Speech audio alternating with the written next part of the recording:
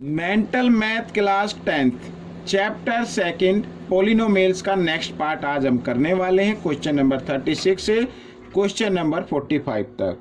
तो आप सभी बच्चों को तो प्रैक्टिस करनी ही है, साथ ही अपने जो फ्रेंड सर्कल है आपका उनसे भी प्रैक्टिस करवानी है। वीडियो को लाइक ज़रूर कर दिया करें और सब्सक्राइब भी ज़रूर करें बच्चों, ठीक है। क्योंकि बहुत से बच्चों के कमेंट्स आते हैं, सर ये वीडियो नहीं डाली आपने, ये आई नहीं अभी। वो इसलिए होता है क्योंकि आप सब्सक्राइब नहीं करते तो इन्फॉर्मेशन आप तक नहीं पहुंचती है। तो पहले सब्सक्राइब जरूर करें, ठीक है ना। बेल आइकन को भी क्लिक कर दें। आइए करना शुरू करते हैं। क्वेश्चन नंबर 36 क्या कहता है, देखो आपके सामने है, बहुत ही इजी क्वेश्चन है, ठीक है।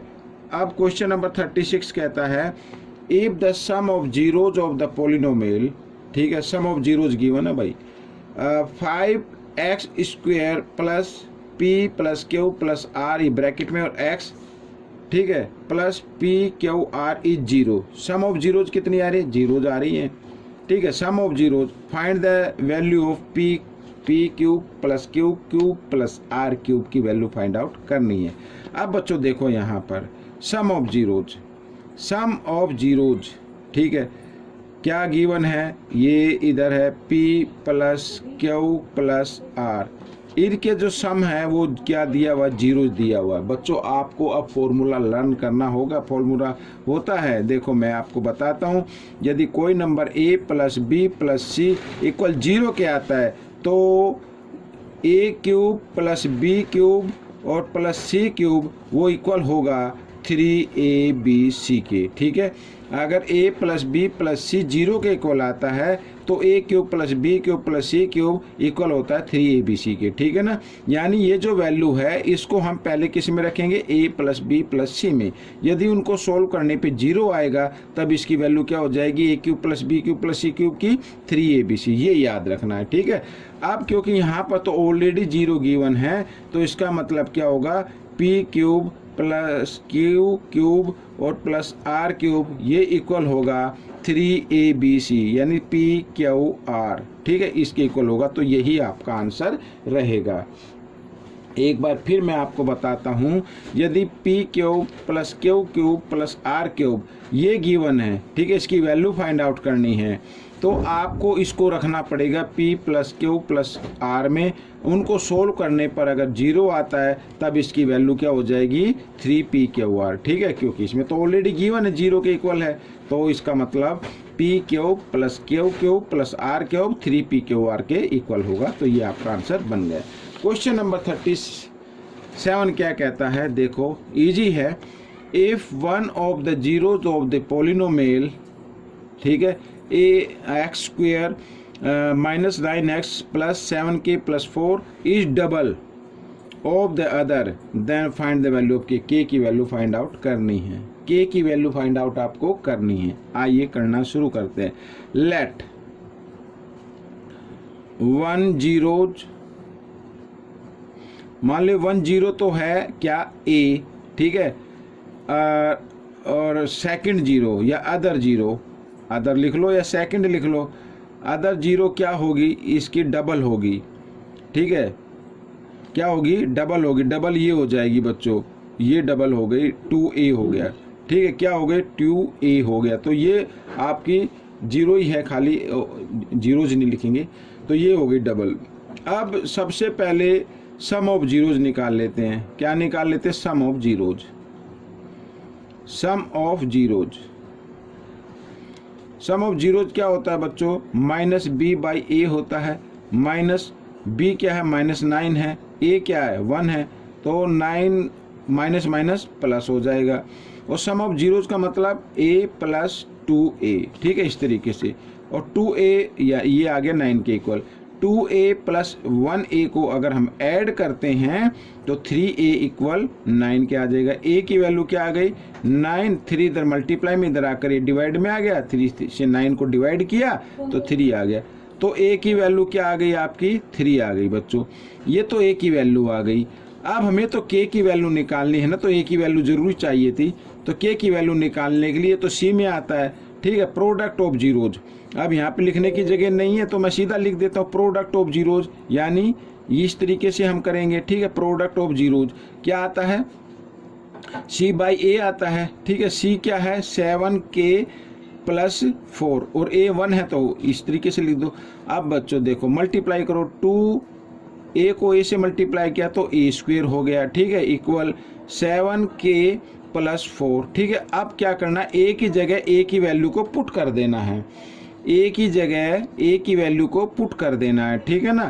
तो 2a, तो यहाँ पर हम a की वैल्यू को पुट कर देते हैं 7k प्लस 4, ठीक है। जगह इसमें कम है तो चलो मैं नेक्स्ट पेज पे आपको बता देता हूँ, ये रहा आपके लिए, ठीक है। इस पेज पर मैं आपको बता देता हूँ क्या करना है। अब सबसे पहले पावर वाले को सॉल्व करना होता है। 3 को 2 है ये, 3 को आपको 2 टाइम्स मल्टीप्लाई करना है, क्या हो जाएगा 9, 9 2 जा 18, 18 आ गया ना, इक्वल 7k प्लस 4, ठीक है। आप इस तरीके से भी लिख सकते हैं, कोई दिक्कत नहीं है, ठीक है। तो पहले एक बार फिर सुन लीजिए, पहले जिस बेस की पावर गिवन होती है पहले उसको सोल्व करना है। 3 की पावर 2 है तो 3 को 2 टाइम्स मल्टीप्लाई करना है, 3 इंटू 3 करके हो जाएगा 9, फिर उस 9 को 2 से मल्टीप्लाई करना है, 18 आ जाएगा, ठीक है। कर सकते हैं ऐसे।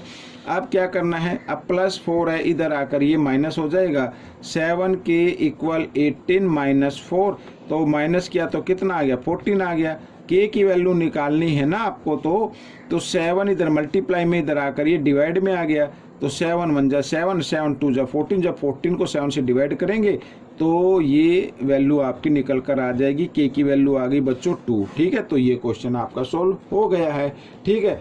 समझ में आ गया ना, ये क्वेश्चन आपका सोल्व हो गया। अब हम करेंगे क्वेश्चन नंबर, ये मैं थोड़ा सा पर कर लेता हूँ, काफ़ी बच्चे कंफ्यूज हो जाते हैं। ये आ गया। अब क्वेश्चन नंबर 38 क्या कहता है, देखो इफ f ये इक्वल y के मानना है, ठीक है, y cube minus y 2y square minus y plus 2, ठीक है। और यहाँ पर लिखा है ये इक्वल है y plus 1 y minus 2 y minus k, ठीक है। Then find the value of k, तो k की वैल्यू आपको फाइंड आउट करनी है। तो k की वैल्यू फाइंड आउट करने के लिए आपको क्या करना पड़ेगा, इसका मतलब ये गिवन है कि ये जो पोलिनोमियल गिवन है ये इसके फैक्टर हो गए, क्या हो गए, ये फैक्टर हो गए। समझ में आया ना, ये क्या है फैक्टर है, तो हम इसके फैक्टर कर लेते हैं, ठीक है ना। अब ये y प्लस 1 भी इसका क्या फैक्टर है, तो हम अदर फैक्टर फाइंड आउट करें तो कैसे करेंगे, देखो इधर y cube minus 2y square minus y और प्लस 2, इसको क्या करना डिवाइड कर देना है आपको, ठीक है, y प्लस 1 से, ठीक है, इस तरीके से। अब क्या करना भाई, यहाँ पर देखना सबसे फर्स्ट नंबर में लिखा y की पावर 3, हमें ये पावर को मैच करना है, ये पावर लेके आनी है, और यहाँ पर y की पावर क्या 1 है। अगर हम y की पावर 2 लिख दे, y की पावर 1 को y की पावर 2 से मल्टीप्लाई करेंगे तो y की पावर 3 बन जाएगा, ठीक है। और यहाँ पे प्लस का साइन है, फिर y की पावर 2 को 1 से मल्टीप्लाई करें तो y की पावर 2 आ जाएगा। इस तरीके से आपको करना है। और ये माइनस हो गया, ये भी माइनस हो गया, साइन बदल के, मतलब इनको पहले जो नंबर है, ठीक है, पहले स्टेप को आपको डिवाइड कर देना, काट देना है इस तरीके से, प्लस माइनस इस तरीके से, ठीक है। अगर साइन ऑलरेडी चेंज है तो कोई बात नहीं है, तो आपको अपनी तरफ से माइनस का साइन लगाना होगा, और इसमें भी माइनस का, क्योंकि आपने डिवाइड तो किया ना, तो माइनस ही तो लगाते हैं ना, तो इस तरीके से, ठीक है। अब देखो ये माइनस 2y और यहाँ पर माइनस 1y, कुछ नहीं है तो 1 समझ लो इसके आगे, तो माइनस 3y बन गया, 3y स्क्वेयर बन गया, और माइनस y और प्लस 2, इस तरीके से करना। अब ये माइनस का साइन है तो माइनस का साइन लगाएंगे। यहाँ पे y स्क्वेयर 3 भी है, इधर तो 3 नहीं है तो 3 आपको लगाना पड़ेगा, ठीक है ना। और y की पावर 2 है, यहाँ y की पावर कितनी है 1 है, तो y लगाना पड़ेगा। अब y, ठीक है, अब माइनस से मल्टीप्लाई करना, माइनस 3 से समझो, पहले माइनस 3 को 1 से करेंगे तो माइनस 3 आएगा, y को भी साथ में रखना है तो माइनस 3y बन गया, ठीक है। और इधर क्या आ जाएगा माइनस 3y स्क्वेयर। अब साइन चेंज करके, क्योंकि माइनस ऑलरेडी है तो ये प्लस का करना पड़ेगा, ये भी प्लस का हो जाएगा, तो ये तो कैंसिल हो गई। अब ये 3y में से 1y माइनस करेंगे तो 2y आ गया।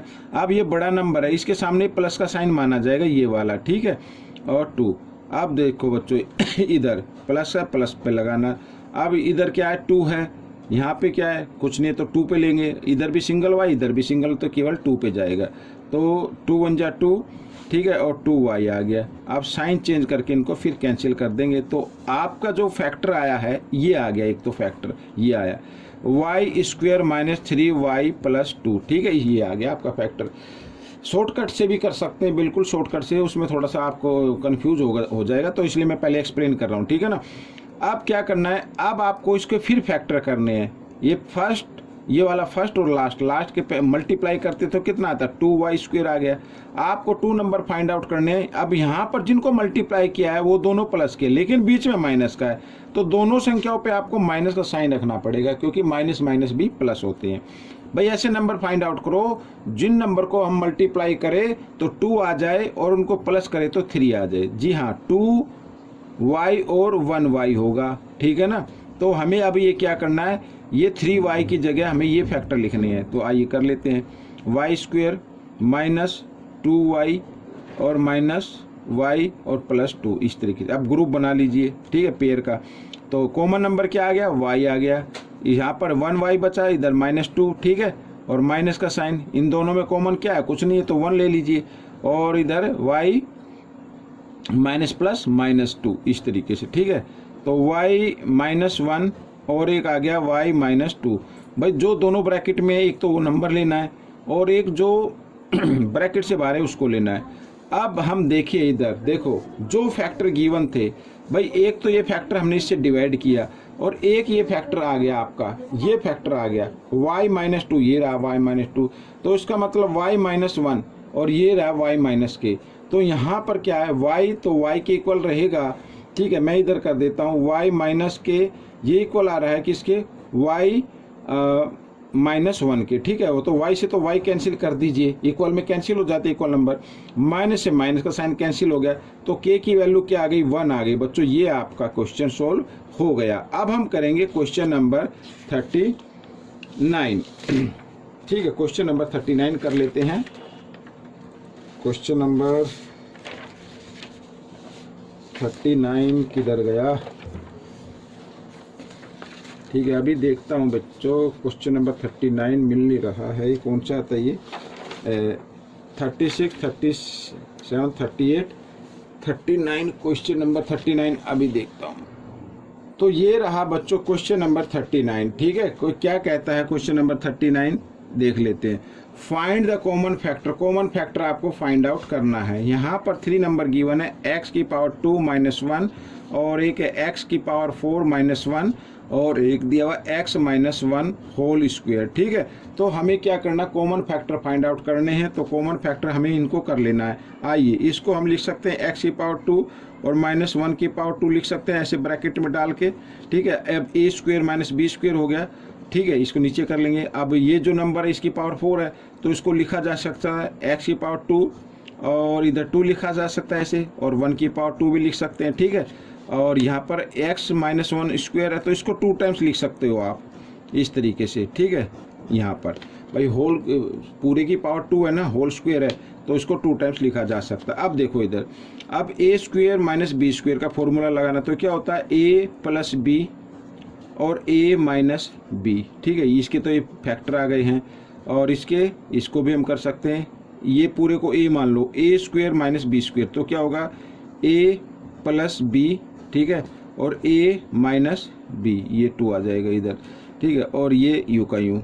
अभी ये 1 स्टेप और करना पड़ेगा अब आपको। ठीक है ना, 1 स्टेप और करना पड़ेगा, इधर करना पड़ेगा। ठीक है, तो इससे तो हम लिख लेते हैं यू का यूँ।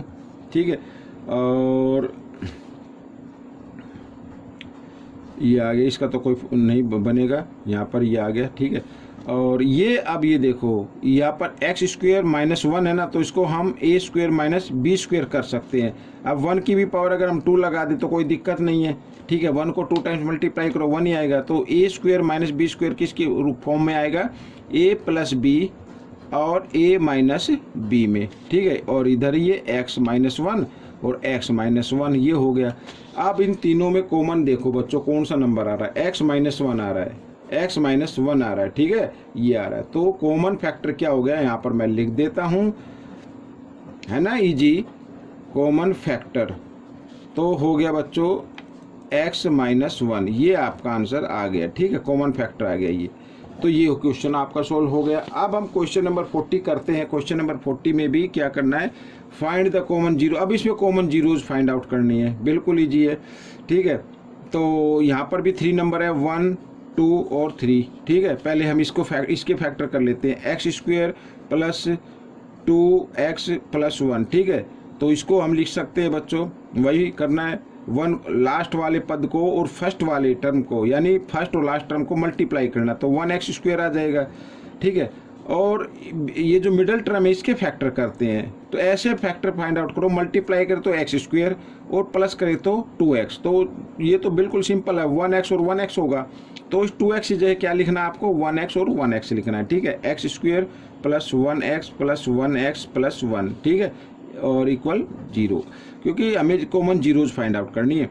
तो पेयर बना लीजिए, पेयर में से x कॉमन आ गया, इधर x बचा प्लस x तो को पहले ही आ गया, तो यहाँ पे 1 बच गया, प्लस इन दोनों में कॉमन कुछ नहीं है तो 1 हो जाएगा, ठीक है। ये इस तरीके से इसको जल्दी से कर लेते हैं। तो एक तो ब्रैकेट से बाहर जो नंबर है उसको लिख लेते हैं, ठीक है, ये आ गया।